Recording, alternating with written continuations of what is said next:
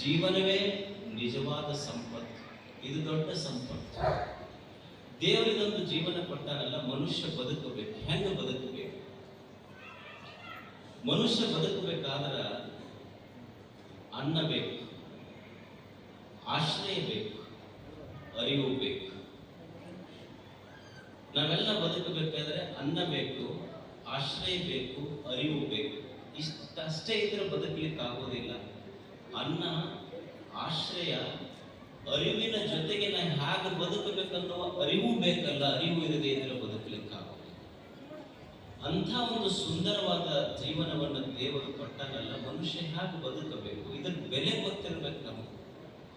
ಈಗ ನೀವು ಬೆಲೆ ಗೊತ್ತಿರದಿದ್ರೆ ಏನಾಗ್ತೈತಿ ಅಂದ್ರೆ, ಹಳ್ಳಿಗಾಡಿನಲ್ಲಿ ನಮಗೊಂದು ಅನುಭವ ಐತಿ. ಆಕಳು ಇರ್ತದೆ, ಆಕಳ ಕೆಚ್ಚಲಕ್ಕೆ ಉಣ್ಣಿ ಹತ್ತಿರ್ತಾವ. ಉಣ್ಣಿ ನೀವು ನೋಡ್ರಿ, ಕೆಚ್ಚಲದೊಳಗ ಕೆಚ್ಚಲಕ್ಕೆ ಉಣ್ಣಿ ಹತ್ತಿರ್ತದೆ, ಕೆಚ್ಚಲದೊಳಗೆ ಹಾಲು ಇರ್ತದೆ.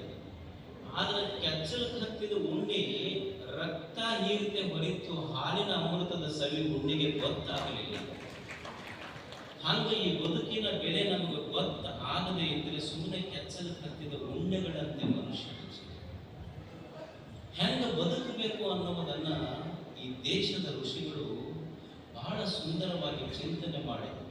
ವ್ಯಸೇಮ ದೇವ ಹಿತಂ ಯದಾಯ. ಮನುಷ್ಯ ಹೆಂಗ ಬದುಕಬೇಕಂದ್ರೆ ವ್ಯಸೇಮ ದೇವ ಹಿತಂ ಯದಾಯ. ಈ ಜೀವನ ಹೆಂಗಿರಬೇಕು ಅಂದ್ರೆ, ಮನುಷ್ಯ ಹೆಂಗ ಬದುಕಬೇಕಂದ್ರೆ, ಇದನ್ನ ಯಾರು ಕೊಟ್ಟಾರಲ್ಲ, ಕೊಟ್ಟವನಿಗೆ ಸಂತೋಷ ಆಗ್ತಿರಬೇಕು, ಹಂಗ ಬದುಕಬೇಕು. ಈಗ ನೀವು ಮದುವೆ ಮಾಡ್ಕೊಂಡಿರ್ತೀರಿ, ಮದುವೆಯಾಗ ನಿಮ್ಗೊಂದು ಉಂಗುರ ಹಾಕಿರ್ತಾರೆ. ಯಾರು? ಮಾವ ಹಾಕಿರ್ತೀರಿ. ಎಲ್ಲರಿಗೂ ತೋರಿಸ್ತಿರ್ತೀರಿ, ನಮ್ಮ ಮಾವ ಕೊಟ್ಟಿದ್ದು ಒಂದು ಅರ್ಧ ತೊಲಿ. ಅದು ಬಂಗಾರ ಇರ್ಬೋದು, ಇಲ್ಲ ಬಂಗಾರದ ನೀರು ಕುಡಿಸಿರ್ಬೋದು, ಅಥವಾ ಇವನಿಗರ ನೀರು ಕುಡಿಸಿರ್ಬೋದು. ಬಂಗಾರದಂಗೆ ಇರ್ತೈತಿ. ಒಂದು ಉಂಗುರ ಹಾಕೊಂಡ ಅಳಿಯ ಎಲ್ಲರಿಗೂ ಏನ್ ಹೇಳ್ತಿರ್ತಾರಂದ್ರೆ, ಒಂದು ಸುಮ್ಮನೆ ಅರ್ಧ ತೊಲಿ ಉಂಗುರ ಇದು ನಮ್ಮ ಮಾವ ಕೊಟ್ಟಾನ ಅಂದ್ರೆ, ಉಂಗುರ ನೋಡಿದಾಗ ಒಮ್ಮೆ ಅವನಿಗೆ ಮಾವ ನೆನಪು ಬರ್ತಿರ್ತೈತಿ, ಇದು ನಮ್ಮ ಮಾವ ಕೊಟ್ಟಿದ್ದು, ಇದು ನಮ್ಮ ಮಾವ ಕೊಟ್ಟಿದ್ದು ಅಂತ. ಅಂದ್ರೆ ಸುಮ್ಮನೆ ಸಾಮಾನ್ಯ ಒಂದು ಅರ್ಧ ತೊಲಿ ಉಂಗುರ ನೋಡಿದ್ರ ಉಂಗುರ ಕೊಟ್ಟ ಮಾವಿಗೆ ಹಂಗೆ ನೆನಪು ಬರ್ತೈತಿಲ್ಲ. ಇಂಥ ಅದ್ಭುತ ಜೀವನ ಪಟ್ಟ ಇದನ್ನು ನೋಡಿದಾಗ ಒಮ್ಮೊಮ್ಮೆ ಕೊಟ್ಟ ಮಹಾದೇವನ ನೆನಪು ನಮಗೆ ಬರ್ತಿರ್ಬೇಕು. ದೇವರು ಇದು ಹೆಂಗ ಬದುಕಬೇಕು ಅಂದ್ರೆ, ವ್ಯಸೇಮ ದೇವ ಹಿತಂ ಯದಾಯ. ಲಾಲ್ ಬಹದ್ದೂರ್ ಶಾಸ್ತ್ರಿ ಇದ್ದಂಗೆ ಓಡಕ್ಕೆ ಆಟ ಟೊಪ್ಪಿಗೆ ಅವ್ರ ಗುರುಗಳು ಇನ್ನೂ ಚಂದ ಬರ್ತಾರ, ನಿಮಗೆ ಹೇಳ್ತಾರ ಅವ್ರು ಆಮೇಲೆ. ಅಂದ್ರೆ ದಿಂಡೂರವರು ಅವ್ರು ನಿನ್ನೆ ಮಠಕ್ಕೆ ಬಂದಾಗ ಹೇಳ್ತಿದ್ರು, ನನಗೆ ಆಸ್ಪತ್ರೆಗಿದ್ದೆ, ಕೊಲಂಬಿಯಾ ಹಾಸ್ಪಿಟಲ್ ಒಳಗೆ ನನಗೆ ದವಾಖಾನೆ ಕರ್ಕೊಂಡು ಹೋಗ್ತಿದ್ರು. ನ್ಯೂಸ್ನೊಳಗೆಲ್ಲ ರಾಜ್ಯಾಧ್ಯಕ್ಷರಾದ ದಿಂಡೂರವ್ರು ಇನ್ನಿಲ್ಲ ಅಂತ ಟಿವಿಯಾಗ ಬರ್ತಿತ್ತು. ಆದ್ರೆ ನನಗೆ ಕೇಳ್ತಿತ್ತದು ಅಂತ. ಆದ್ರೆ ಹೇಳಕ್ ಬಾಯಿ ಇರಲಿಲ್ಲ, ಬರ್ತಿದ್ದೀನಿ, ಹೇಳಕ್ ಬರ್ತಿದ್ದಿಲ್ಲ. ಆದ್ರೆ ಟಿವಿಯವರೆಲ್ಲ ಹೇಳ್ತಿದ್ರು ದಿಂಡೂರು ಏನಿಲ್ಲ, ದಿಂಡೂರು. ನಾ ಅದೇನಂತ ನನಗೆ ಹೇಳಕ ಬರ್ತಿದ್ದಿಲ್ಲ. ಹಂಗ ಅನ್ಕಾನ್ಶಿಯಸ್ ಇದೆ.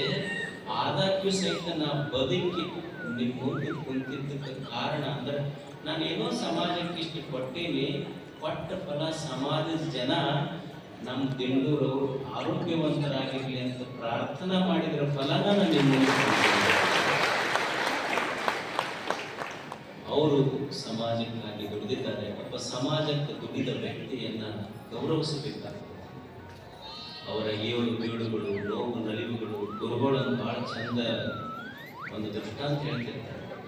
ಒಬ್ಬ ವ್ಯಕ್ತಿ ಒಂದು ಸುದೀರ್ಘ ಹೋರಾಟದ ಜೀವನ, ಸಂಘರ್ಷದ ಜೀವನ, ಏಳು ಬೀಳುಗಳ ಮಧ್ಯದಲ್ಲಿ ಒಂದು ಜೀವನ. ಒಮ್ಮೆ ಅವನಿಗೆ ಸಮಾಜ ಹಿಂತಿರುಗಿ ನೋಡಿದಾಗ, ಸಮಾಜಕ್ಕೆ ಏನು ಮಾಡಿದೆ, ಸಮಾಜದ ಜನ ನನ್ನನ್ನು ಹೆಂಗೆ ಗುರುತಿಸ್ತಾರೆ, ನೀವು ಅವ್ರ ಬಗ್ಗೆ ಒಂದು ಪುಸ್ತಕ ಪ್ರೇರಣೆ. ಈ ರೀತಿ ಸಂಘಟನೆ ಮಾಡಿದ ಸಮಾಜವನ್ನು ಗೌರವಿಸಿದ್ದಕ್ಕೆ ಒಂದು ಪ್ರೇರಕ ಶಕ್ತಿ. ಅವರೇನಿಲ್ಲ, ಅವರ ಮಾತೇ ಒಂದು ಶಕ್ತಿ, ಅವರ ಮಾತೇ ಒಂದು ಮಂತ್ರ.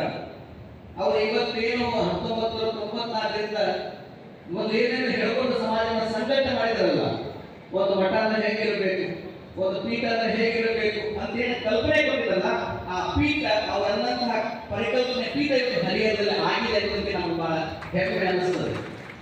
ಆ ನಿಟ್ಟಿನಲ್ಲಿ ತಾವೆಲ್ಲರೂ ನಾಡಿನ ಎಲ್ಲ ಭಾಗದಿಂದ ಬಂದಿರಿ, ಕೇವಲ ಕೊಪ್ಪಳ ಜಿಲ್ಲೆ ಅಂತ ಅಲ್ಲ, ದಾವಣಗೆರೆಯಿಂದ ಬಂದಿದ್ದೀರಿ, ಧಾರವಾಡದಿಂದ ಬಂದಿರಿ, ಗುಲ್ಬರ್ಗದಿಂದ ಬಂದಿರಿ, ರಾಜ್ಯದ ಎಲ್ಲ ಭಾಗದಿಂದ ತಾವೆಲ್ಲ ಬಂದು ಅವರನ್ನ ಅಭಿನಂದಿಸ್ತಾ ಇದ್ರಿ.